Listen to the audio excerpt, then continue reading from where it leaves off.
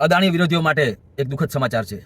અમુક લોકો જે નાચી રહ્યા હતા ને કે અમેરિકામાં કેસ થઈ ગયો અદાણી ઉપર, અમેરિકામાં કેસ થઈ ગયો, આમ થઈ ગયું તેમ થઈ ગયું, એમના માટે દુઃખદ સમાચાર છે કે અમેરિકામાં જે કેસ થયો હતો ને એ બધો પાછો લેવાયો છે અને બંધ ડબ્બામાં બધું નાખી દીધું છે. અહીંયા કેસ પતી ગયો.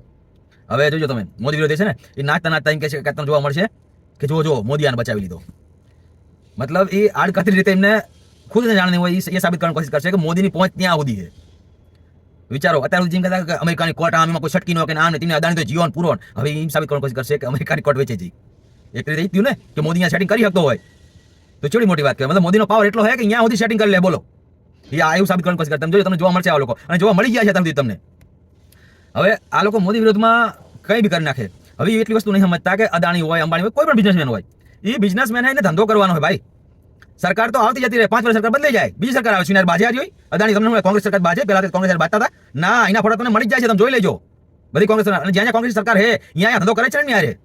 એટલે કદાચ ભવિષ્યમાં તમને અમેરિકામાં જેમ અંબાણી ઇન્વેસ્ટમેન્ટ કર્યું એમ અદાણી કરે તો મને નવાઈ જરીકે નહીં લાગે, જેમ કે બિઝનેસમેન હે. હા, એમને સેટિંગ પાડ્યું હોય તો ના નહીં, બિઝનેસમેન કરે એમાં મને જરાય આશ્ચર્ય નથી. તો એ જોવા મળે ને તો મને જરાય નવાઈ નહીં લાગે.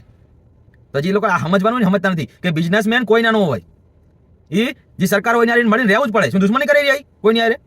આ તો તરત મોદીનો માણસ, મોદી આ તો તમે કહો એમ તારે કરી મોદી મોટો કરો હાથે કરીને.